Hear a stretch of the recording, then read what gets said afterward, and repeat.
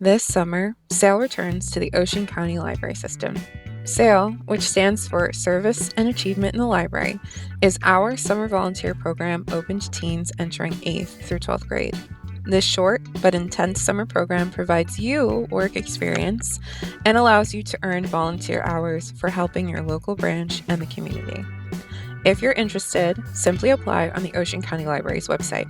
Go to the oceancountylibrary.org/teens/SAIL. Select your home library and complete the application. Applications go live on May 1st. However, there are limits to the number of volunteers that can participate in person. Sessions will fill on a first come, first served basis, so don't wait too long to apply. Lastly, please contact your local branch teen services librarian with any concerns and/or questions. We look forward to hearing from you.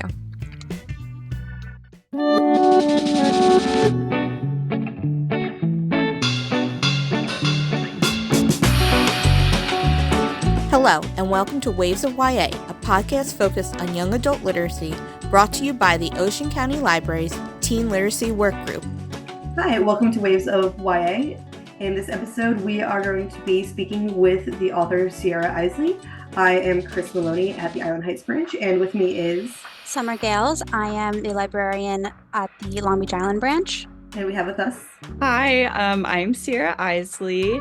I'm an author originally from Atlanta, Georgia, but right now I live in Philadelphia. In my book In the Ring, a YA romance released in September 2023. It's about a girl with anxiety who starts boxing to cope with her anxiety and trauma, but gets roped into an underground fight club and its ringleader. I'm really excited to be here. Thank you guys so much for having me. This is my second ever podcast, so I'm definitely new to the podcast world, so bear with me. No worries. We are super excited to have you. I saw this listed as one of the options for the podcast, and I was so excited. I was like, yes, this book looks great. And it was such a fun read where it was like a little bit of everything, which leads us into technically it's our second question, but that was a good segue, so we're going to take advantage of it. In the Ring has several different plot elements, which you had mentioned, going on all at once in a wide variety of topics, ranging from attempted assault, anxiety, grief, to romance and fight club. Did you receive any pushback from your publisher about this? So when I first started trying to get the book published, I started by finding a literary agent, which is like someone who represents you to send the book out to publishers. So that journey is kind of like trying to find a publisher in which you're pitching the book to a bunch of different literary agents and hoping that one of them likes it enough to represent you. So when that started, I definitely got a ton of pushback from literary agents. There were just a lot who either were like, this isn't for me, or who would reply and be like, it feels a little adult for YA. So it was not the easiest task to find an agent for the book. Luckily, I did find one who really loved the story and believed in it. And then we went to the next process, which was trying to find a publisher for it. And we ran into the same problem. A lot of publishers just weren't sure if it would fit in YA or if it needed to be adult. Some of them just didn't see the vision of it, which is totally fine. Not everyone's going to connect with the book. But when we found the publisher who went to publish In the Ring, the reason why I said yes and I was so excited to work with them was because they didn't have problems with that at all. They didn't want to cut anything. They didn't want to change the heart of the story. And that was really exciting for me because at that point, I'd kind of accepted that I was going to have to fundamentally change it because of all the rejections that I was getting. But luckily, my publisher really believed in it and saw what I was trying to do. And they didn't really push back at all on most of those topics. That's awesome. That is, when I was growing up, YA publishing was like so narrow, where it was you get one topic and like 150 pages to cover it. So like having this book where it's like pulling in everything was really cool. And when you were writing it, why did you choose to include all of these elements in it? Well, a lot of it was based on my own life. And when I went back and read it and started asking myself if there was anything that I felt like I could cut, every time I thought that through, I was like, no, that kind of fundamentally changes the story. Like I felt myself really connected to all of these different themes. And I honestly just didn't want to let them go. I mean, maybe that's for the better or worse. I'm not really sure. But when I did consider it, the story itself just kind of fell apart.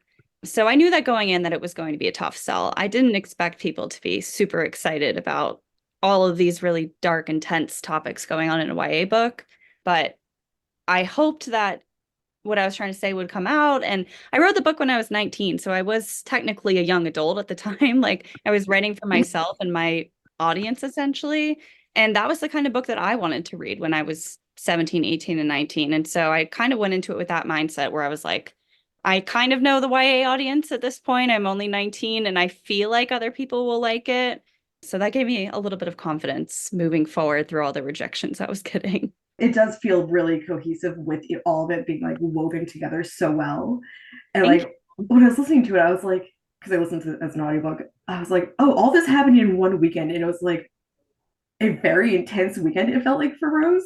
And I was like, but that's what being a teenager is like, where you're like, things are going amazing, things are terrible, and it's been less than 24 hours. Where it's like that really Yeah. felt like it captured being a teenager, where it's like everything is like crammed into like such a short period of time because you're measuring things by like the weekend, by the school week, by the school year. Yeah. Whereas like when you're an adult, you're like, I'm at work every day. Like it's kind of the same over and over again. Whereas like they've got like little snippets of time where things are broken up into as a teenager.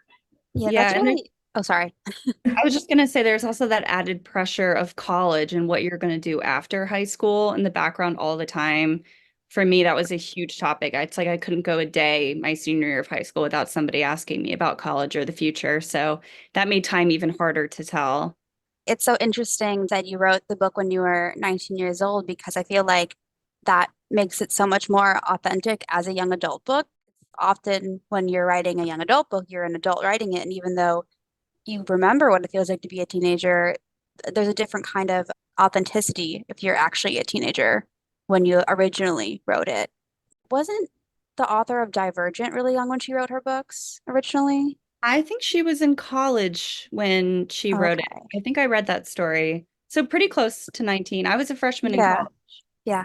I think that's very cool, very interesting, especially when your readers are going to be a similar age to that. Yeah, and now, I mean, I'm only 23, but if I sat down to try and write YA, like the second book I was working on, I thought going into it that it would be YA, and I already felt like I couldn't really capture that young teen voice anymore. I was already just kind of forgetting what high school was like because my life right now, it's not high school anymore. It's been about college and adulthood and that kind of thing. So I don't know as I keep getting older and keep writing if I'm gonna try and write more YA or if I'm gonna stick to like right now I'm doing new adult because that's where I am right now in my age. But it gave me a newfound respect for older authors who write YA because a lot of them have really mastered that teen voice. And even I, just a few years out of being a teenager, I feel like I've kind of lost it already. So No, I totally agree. Like I always joke, within my workspace, I'm always the youngest one in any room. I'm only 3 years older than yourself. And I feel like high school is such a microcosm.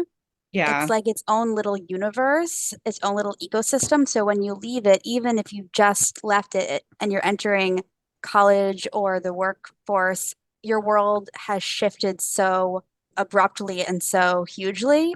yeah. Yeah, so like when did I graduate high school? Almost, well, actually for me, it'll be in 2025, it'll be 10 years. I'll be 10 years out of high school. That's correct, right? Wait. Yes, that's correct. I had to do math in my head for a second. So it is such a shift. I experienced that too with seeing, and high school's so fast and teens change so quickly because it's 4 years and it's a whole new set of kids. We're trying to catch what the teens are doing. By the time you've figured it out, it's already too late and moved on. So whenever I see authors like writing teens, it's really cool to see the ones that come through authentically, and like yours came through so authentically. And it is hard to be like, well, they were into it, but like publishing also takes such a long time Yeah. where by the time it comes out, is it relevant? There's books that I've read that I'm like, this has a shelf life of a year because of how long it took, and all the references are super dated as is. That was something that my publisher and I kind of went back and forth about because she would see a reference and be like, does anyone know who that is anymore? And I'm like, well, I thought that I was young and hip, but she's probably right. Like some of the things that I was talking about were my generation at the time, but the book just came out, which is what, like 3-4 year difference that people are reading it now. So some of the things that I brought up in the book, I think are not relevant anymore. So I feel like that's why a lot of pop culture references and YA books can feel kind of weird.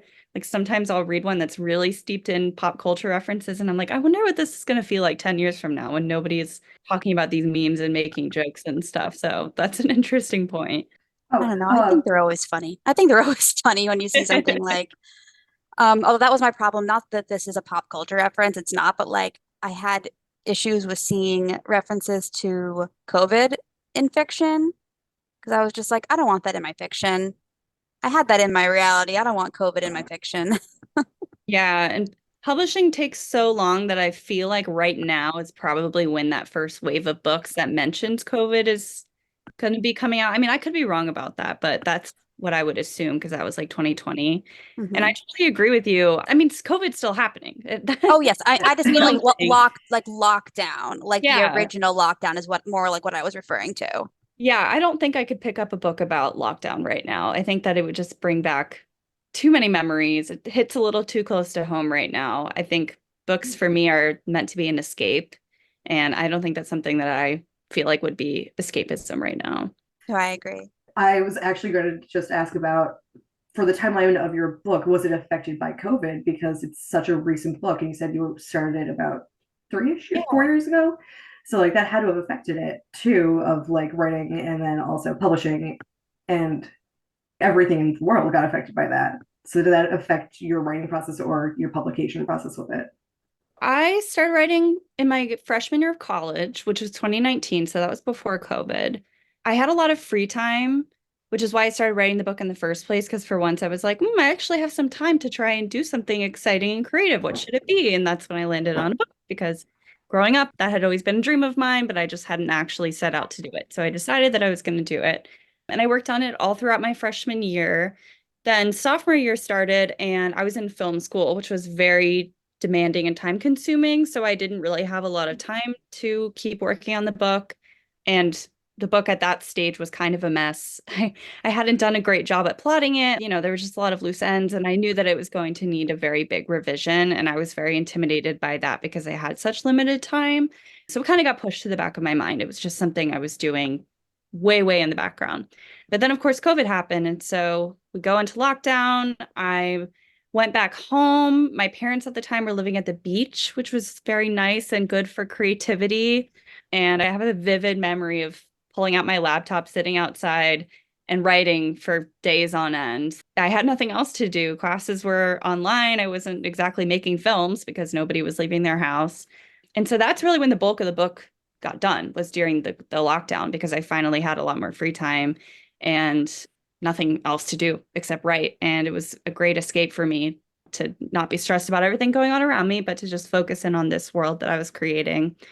So I'm trying to think of when I signed with my literary agent. It must have been 2020 or early 2021. I don't know off the top of my head, but the process was definitely very slow. I think people were just overworked. They were taking care of kids and things that they didn't have to do before COVID happened because there were no schools open or daycare and that kind of stuff.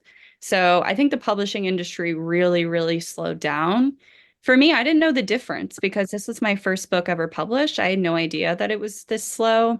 From what I've heard from other people, it used to be faster. I mean, it's always been a slow industry, but from what I've heard, COVID really ramped that up. And so when I went on submission with the book to try and find a publisher, I was on submission for a year, which sounds pretty crazy, but I think that's just normal in publishing, especially now after COVID. So, yeah, I think it definitely made the process a lot longer. You said earlier that part of the book is based on your own experiences. Mhm. How, like, what part? Because I'm like, were you in a secret fight club? Well, the first rule of Fight Club is don't talk about Fight Club. Oh no, you No, but already broke the rule then. You wrote about it. I can tell the story of what inspired the book, essentially, which is when I was in high school, I volunteered with a filmmaking nonprofit in Atlanta, and their office was in this old, kind of abandoned recreation center. Like no one had been using it for a long time until the organization took it over. And so we were in a little room in the back, but they had a full-size gym. I don't know, it's like a high school gym essentially. It was just in its own little rec center. And one of the guys who worked at the nonprofit, he grew up boxing and did a lot of boxing and sports. I'm not sporty at all. I don't play sports, never have. But he brought in a punching bag and boxing supplies because he had this big gym to himself and that's how he liked to work out. And I saw him doing it and I was like, wow, that actually looks really cool.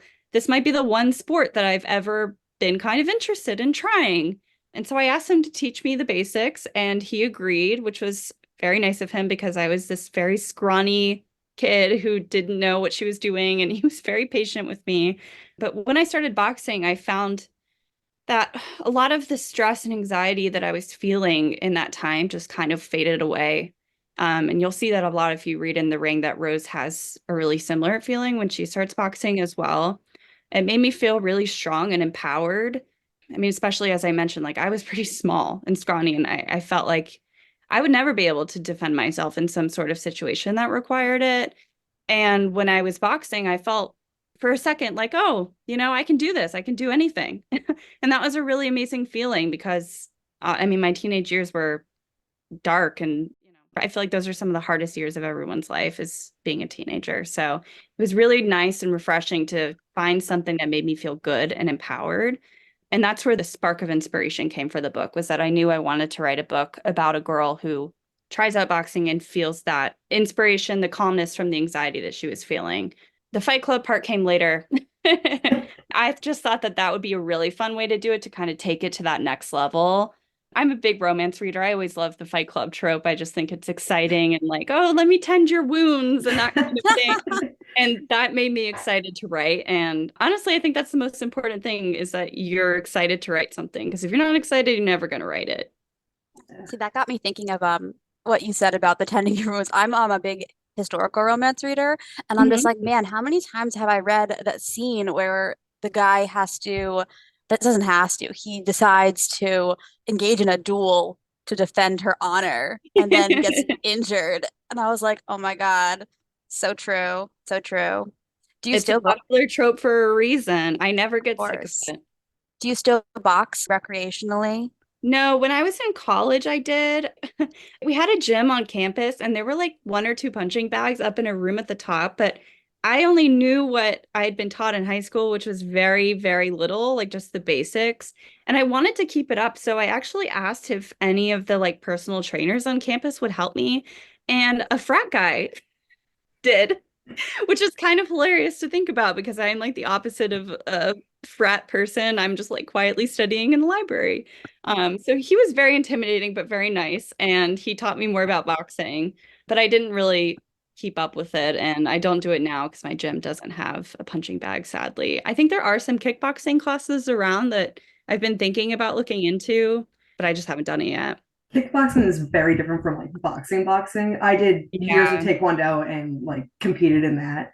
And like kickboxing, after you like do like real contact sports, is like disappointing because it's more cardio. Yeah. Did you ever do any sparring with it? With the boxing? No. Okay. It's so funny that I wrote a sports book. If you could talk to me 10 years ago and tell her your first book is about sports, I would laugh in your face. I'm just not a sporty person, and I never would have anticipated that boxing and that like one moment would have such an impact on me and my creativity and the story I wanted to tell. But it did, and I'm proud of it, but it is really funny because I keep getting asked questions about sports and boxing and naturally, and I'm just like, I couldn't really tell you. I'm probably the last person you want to talk to about sports. But I think that's cool because I think it makes the book more accessible to people who aren't sporty or who, like, I don't consider myself a super sporty person. I did martial arts for a bit in high school. Speaking of anxiety, I actually did a one-on-one class with the instructor because I was so petrified of being in a group class.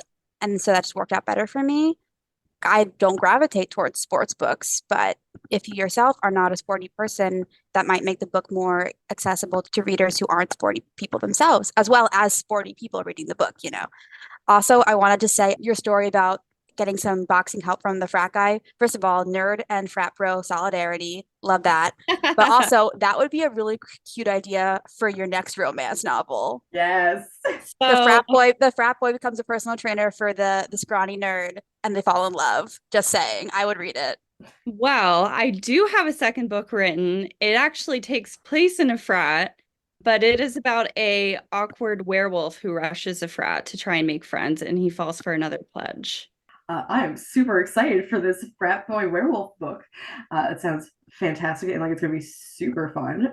Is it still going to have elements of sports in it, or is it going to be like totally different? Like you're already adding fantasy into it, so a totally different genre direction? There's no sports in it, and it's already written. It's on submission right now, so it's trying to find a publisher like where I was within the ring. So fingers crossed that someone wants to publish it.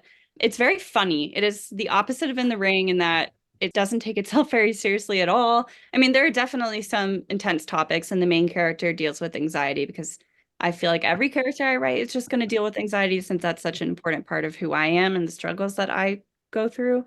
But the tone is very different. And I think I really did that on purpose because after writing In the Ring, I was just tired. Writing really intense topics takes a lot of energy out of you. And the only thing that would motivate me to write was the opposite of that. I just wanted to write something silly and funny. And again, that's kind of out of my wheelhouse. Like with sports, I'm not the funniest person either, but I had a good time trying it. And I think it turned out pretty well. We'll see. I love that. I love books that don't take themselves too seriously. Yeah, as we seem to have established in other previous podcasts, I like some sad books, but I also like funny stuff too. And as long as it keeps the authenticity feel, which I really liked about In the Ring, as someone that played sports their whole life, still plays sports, and like did sparring and taekwondo, like even with Rose being the outsider for the sport, like that also led into it of like, even if you don't know, like she's getting introduced to it, you are too, but like the fights and like the experience still felt authentic because you didn't have that like experience of like hitting a punching bag, knowing that feeling of like, I can do anything, look how hard I can hit this bag, and like it feels real. So if the like your werewolf frat boy has like that feel of real, like sincere humor, I'm sure it's gonna be super great too. Thank you. I take it as a huge compliment that someone who is sporty connected to my book. I was hoping when I wrote it that people would not judge me too hard if I got some of the boxing stuff wrong because it is told through Rose's perspective, who is a beginner like I am. I think that was the thing I was most scared of when the book came out was actual boxers reading it. Believe Fake it or boxing not, fan. one of the people who blurbs my book, she's an amazing author and also runs her own boxing gym. She loved it and sent me a really nice message about it. And that was probably one of the best parts of the publishing journey so far was that because I had all this tension about it. I was so scared that people were just going to absolutely rip it apart because it's a sports book written by someone who's not sporty. But when I heard from her that she really enjoyed it and connected with it, that just was a huge relief. And that gave me the motivation to keep going and not be too afraid anymore for the book to come out. I totally get that fear of like imposter syndrome, especially when you're like, I kind of only know like a little bit. Like I play roller derby too, so I've read books with roller derby, and I'm like, you've never played, and it shows. Like you know terminology, but not the vibes. But let's have like the vibes, and I was like, the vibes are more important than the correct terminology. Mm-hmm. Chris is a roller derby girl. That's awesome. I think roller derby is so cool. Skates and punches people. Yes, I love that. Definitely fell out on that one. That's all I know about roller derby. You skate and you punch people. What else do you want? Like, that's true. Yeah. This summer, S.A.I.L returns to the Ocean County Library System. S.A.I.L, which stands for Service and Achievement in the Library, is our summer volunteer program open to teens entering 8th through 12th grade. This short but intense summer program provides you work experience and allows you to earn volunteer hours for helping your local branch and the community. If you're interested, simply apply on the Ocean County Library's website. Go to the oceancountylibrary.org/teens/SAIL. Select your home library and complete the application. Applications go live on May 1st. However, there are limits to the number of volunteers that can participate in person. Sessions will fill on a first-come, first-served basis, so don't wait too long to apply. Lastly, please contact your local branch Teen Services librarian with any concerns and/or questions. We look forward to hearing from you. So our next question was partially answered already. It's normally when girls are depicted as playing sports in media, they're often a member of a team sport such as soccer, why did you instead have Rose join a boxing gym, which is such a solo sport where it's like you and one other person, and like you've got no one on your team? Yeah. Well, I think at the core of the story, I knew I wanted to talk about a girl finding her strength, coming to terms with her past, her trauma, and deciding to be her own person despite everything that has affected her. And so even though like our teams, like our friends and our family and team members and stuff play a really big role in us figuring out who we are, I knew that it needed to be Rose's decision and her decision alone to heal and move forward by the end of the book. So I think boxing gives her that chance to focus on herself in her own head. She's not listening to other people. She's figuring out what makes her feel empowered and what doesn't. And I'd say that she still has a team with the other members of the boxing gym.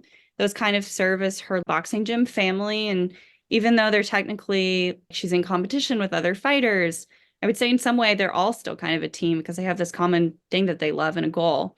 So yeah, she's never really alone, but I think it's the individual part of the sport that helps her figure out those lessons throughout the book. And that was really important to me. I just wanted it to be her decision in the end.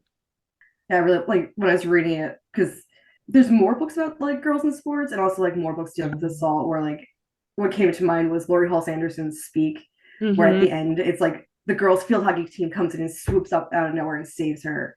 And I was like, when I read it, I was like, yeah, cool, like girls working together and like lifting each other up. And but that was also, I can't even guess how many years ago, definitely more than 10. Yeah. So like also like a shift in time period as well of girl power working together versus like you can also stand alone now. So it was really cool seeing that of like she's not on a like team, and like there's so many like girl sports movies and it's always like soccer, baseball, like working together and focusing on like getting along with your teammates. Some people just, I think, relate better to solo sports. Like I always, not again, I never really was a super sporty person, but I always applied myself better to solo things, maybe because of anxiety. Like team sports kind of made me nervous. Oh Because yeah, me too. because when you're in a solo sport, you're only responsible for yourself. And when you're in a team sport, you're part of a whole unit, and that comes with its own kind of nerve-wracking things. Yeah, that fear of judgment is probably a big reason why I never tried sports growing up, any sort of sport team. When I go to the gym, for example, I've taken a few classes and it's really scary to me being around other people, like knowing that they're watching me and I'm watching them. Maybe that's just an anxiety thing. I'm not sure. That was just so intimidating for me that I just never gave it a shot. Maybe I should have, but yeah, I completely agree with you. Speaking of gym classes, because I go to the gym, I like the class because I like the element of like competing with other people, but also like you can hide in the background too of like today is not the day, please don't look at me. Of like there's so many people where it's like one-on-one, they're like, I'm looking at you and I'm like, please stop looking at whatever I'm doing wrong. I'm aware it's not going well today. It's like, please do not perceive me. Yep.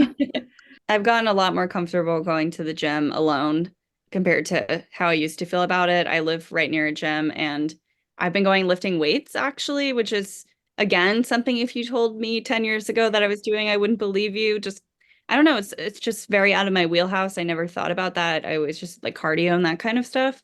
But I've really fallen in love with it. Again, it kind of ties back to feeling strong. I physically feel strong when I'm lifting weights and it's making a difference in my ability to open jars and things Yes. like that. But even something small like that is really empowering for me. I love feeling strong and independent. So I have a bonus question. Like it's not an official question, it's just my bonus question of like while I was reading it, the book had like an anime vibe to it. And I was wondering if you watch any anime or read any manga that might have influenced you at all.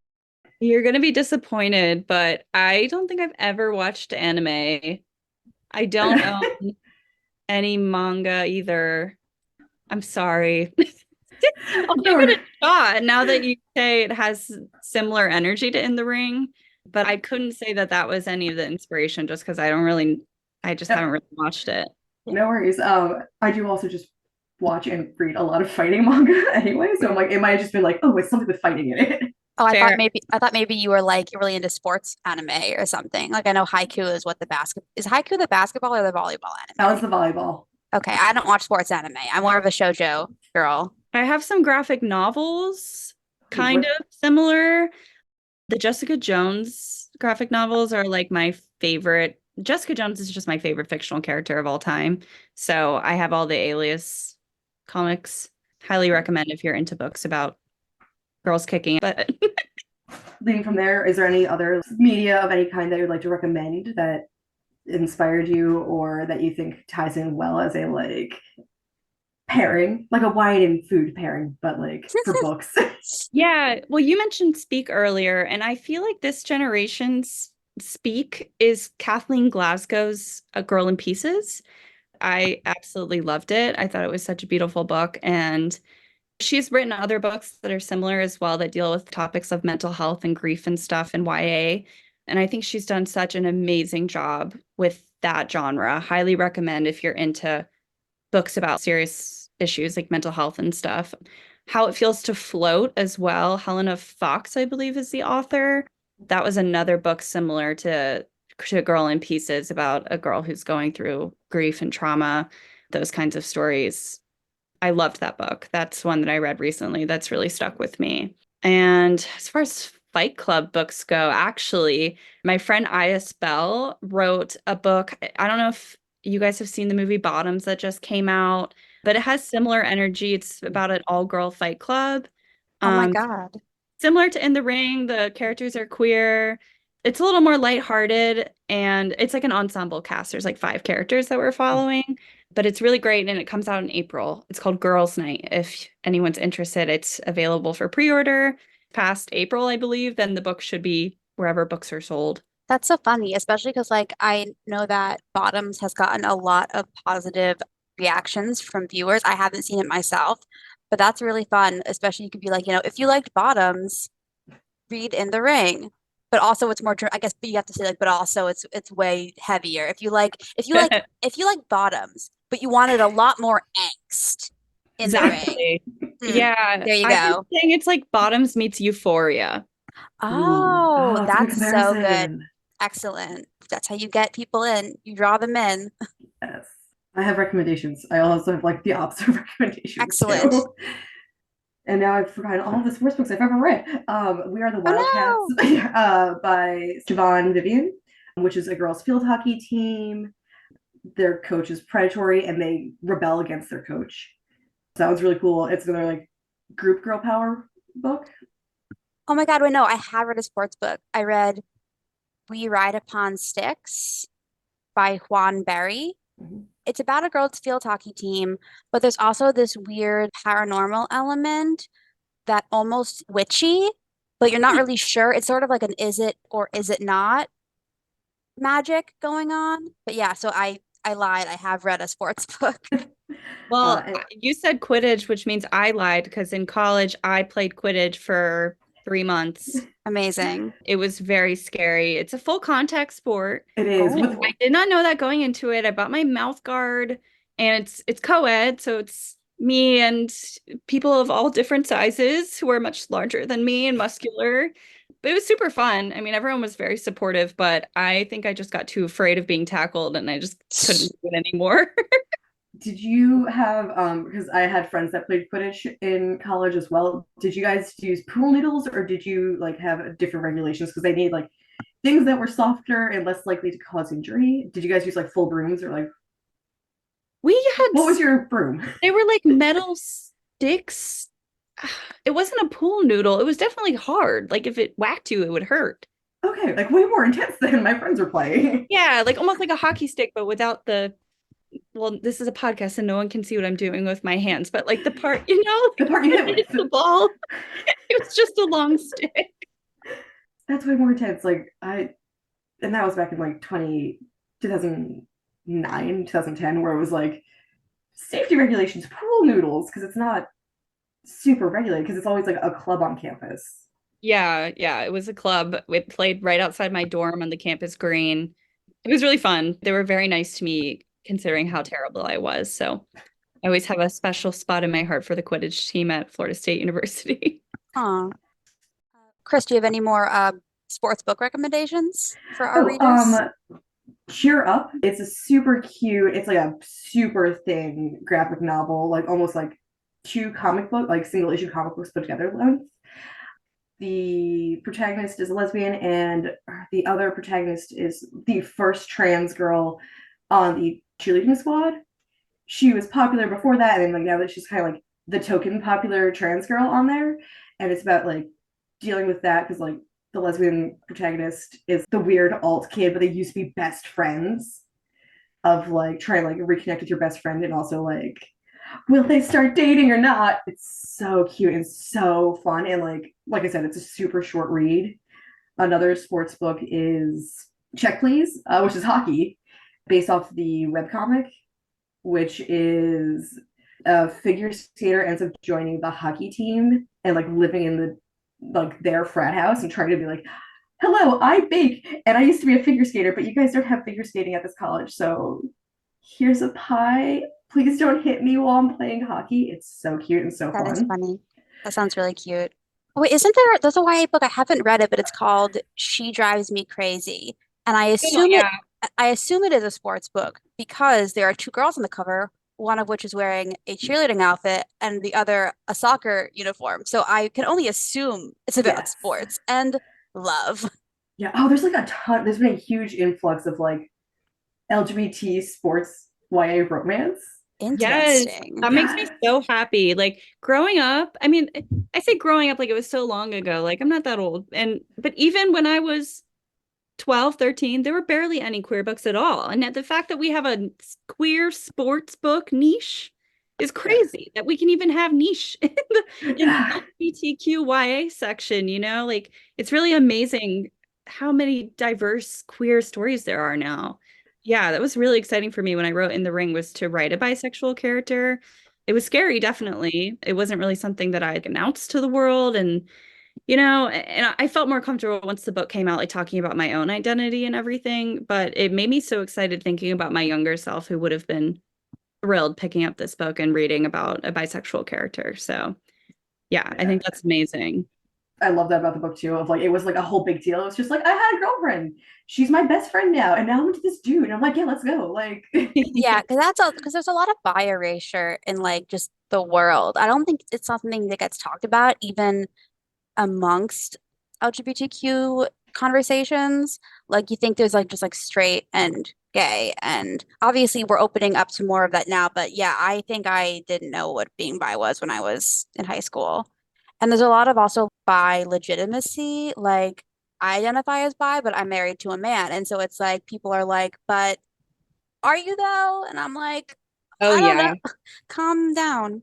yeah, it's however you're presenting is how the world sees it, and it's Yeah. like that's no, like it's the pull-out couch comparison of like if it's a bed or a couch, it's Oh, still a pull-out couch. Either that's format, funny. it's the same thing, no matter how you see it as at that moment. Yeah, I'm on TikTok and Reels and stuff posting about my book. And you would not believe the amount of comments I get from people. Oh, it's a bisexual book. Like, why isn't she with the girl? Or I would have preferred that someone said that. Like, I would have preferred she was with the girl. And I was like, okay, then don't read it. That doesn't make it any less bisexual. You know what I mean? I don't know. That was a very odd response. Like, that was not something that I was expecting to face a lot with in the ring, but yeah, I don't know. I feel like we need to just spend our energy supporting queer authors and not, Nitpicking, I another Yeah. guess. story. Yeah. And like the cover on it is like pretty queer coded cover color wise. Yeah. I was like, oh, they all have the same color palette and like vibe for like I was so excited that I got the bisexual flag colors on the cover. I asked my publisher to do that and I wasn't sure they would do it and they did. And I absolutely love how it turned out. That was really exciting for me. yeah, it's a really cool cover. I was like, They have the best colors. Blue, purple, pink. Wait, is it blue, purple, pink? pink, Yes. blue, no, pink, purple, blue in order. Okay, Oh, yeah. I didn't know we're talking Everyone in. just knows purple's the middle. Yes. I had a last question, unless you have another one, Chris. Nope. Sierra, if you were relatively young when you started writing the book, and you're still pretty young now, do you have any advice for young writers who might be listening? Yeah, I think my best advice, if you're thinking about writing a book, always start with the scene that excites you and keep writing the scenes that excite you. Because every other time that I tried writing, not even books, just like longer stories and stuff, I would write the part that I really was excited about, that kept me up at night, that got that spark of creativity. And then I would get to the scene after, and I didn't really care. I'm like, okay, well, now the big thing happened. Now she's going home and living her life. I didn't really care to write that. And because I didn't, I closed the file and I didn't really open it again. And so when I started writing In the Ring, my goal was to just keep writing the scenes that excited me. Don't worry about what comes in the middle. I can fix that later. I'm just going to write it beginning to end, the scenes that I want to write. And I did it. And when it was over, I had a bunch of scenes that didn't really correlate because there was no transitions in between. But I had so many words at that point and characters that I'd fallen in love with that I knew it would be worth going in and filling in those gaps that I didn't really want to do when I first started to write the book. And I think that's a big reason why In the Ring even got published and I finished it was because my goal was just to have fun. And once I'd reached a certain point where I felt like, okay, well, I have to finish it now. I've developed the characters and the plot. So yeah, that's my biggest piece of advice. Write what excites you, write something that you're passionate about. Don't write to a market or write with a fear of your friends and your family reading it, because I certainly did that for a long time. And I limited myself to what I was writing. I mean, not everything you write has to be published. It can just belong to you, It's always something to keep in mind. That's great. I think that's really thoughtful advice. Yeah, especially like the attitude of like, if you're writing, you're a writer, of like, Mhm. it doesn't matter if you're published. If you're doing the act of writing, you're a writer. Yeah, I think about that with fan fiction all the time. They're writers. They're such prolific. I found a person that has 150 fanfics in the same fandom, and I was like, what do you do besides write? Yeah, I think about that a lot in the fact of like, I struggle with writing a lot because I feel like there's a lot of pressure and I'm just like, I could just write fan fiction and that would be, creatively fulfilling as a hobby, like to write, because I struggle with getting myself to write because of the pressure of writing something really good. And I'm just, not that fan fiction isn't good, but it's just for the people writing it. So I can have considered writing fan fiction as a way to creatively get started, but I haven't yet. Fan fiction's what got me into writing. I've written so many fan fictions. And no, I will not tell you where to find them. I have gotten that question before. And honestly, when I was writing In the Ring, I was like, I'm kind of worried people are going to think this reads too much like a fan fiction, because it was very angsty and dark and it had fan fiction-y vibes. But when I took a step back, I was like, but this is what I wanted to read when I was 16. Like, this is what got me excited. I was up all night reading fan fiction. So what's wrong with writing a book that reads like a fan fiction? I think that fan fiction is completely valid. I mean, I figured out parts of myself through reading fan fiction growing up. Like, it was something that I leaned on and that made me feel less alone in the world. And oh man, I'm sorry, I'm going on a bit of a rant, but I just get frustrated when things need to be more literary to be taken seriously. I just don't agree with that. I think something can be angsty and fun and dark and still have really important literary meaning and like belong in a library and a school and stuff. So I always get really excited when librarians like you guys or teachers or whatever reach out to me, because when I wrote the book, I was like, oh, no one, none of these schools are ever going to want this, because it's just not this beautiful literary masterpiece. Like, it's just kind of this raw, angsty story. And I have been hearing from librarians and teachers and stuff saying that they liked it and that they want their students to read it. And that is so cool. Just, I never thought it would happen. And now that it is happening, I feel like really excited and honored. And I hope that students do read it and feel connected to the story. That's so awesome. I mean, I can't speak for all librarians, but all the ones I've met, we're not book snobs. I always say, like, a book is a book is a book. If it has printed words on a page, it's a book. And if you like reading it, it's a book, Yeah. I mean, you can't call a Chinese takeout menu a book, but maybe you could, maybe a Chinese takeout menu is a book. But yeah, I think that's really awesome. I clearly read fan fiction, and like the angsty fan fiction, so I was like, yes. I'm like, did not even register me. It's like, oh, it's like super angsty. I'm like, this is what I read anyway when I'm not reading books. And even when I am reading books, I go for the angsty ones because I have been since I was 13. Me too.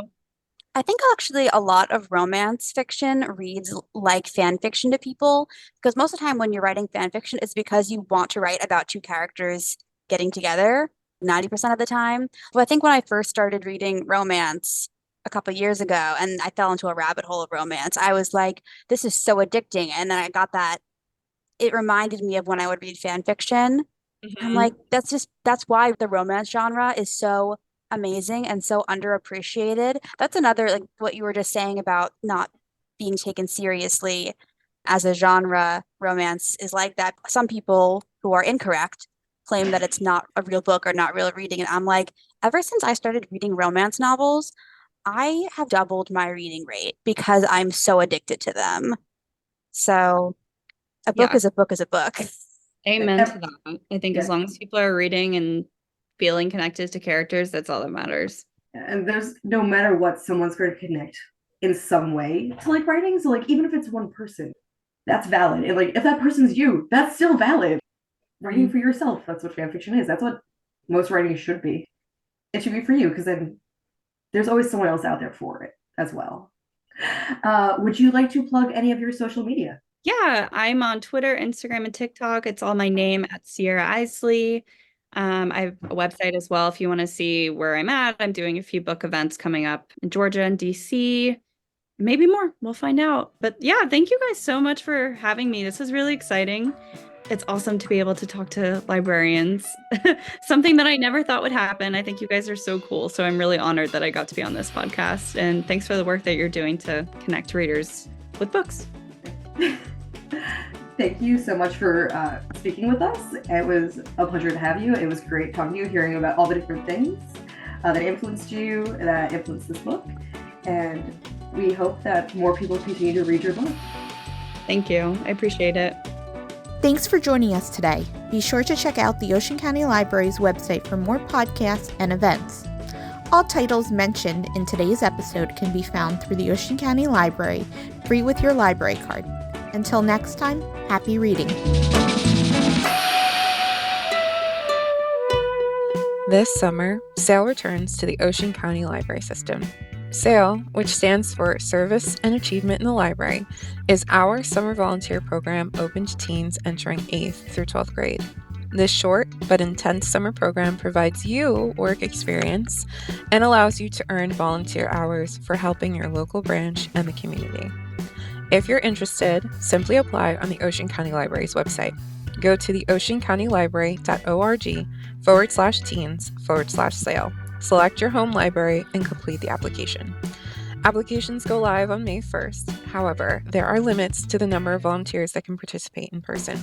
Sessions will fill on a first-come, first-served basis, so don't wait too long to apply. Lastly, please contact your local branch teen services librarian with any concerns and/or questions. We look forward to hearing from you.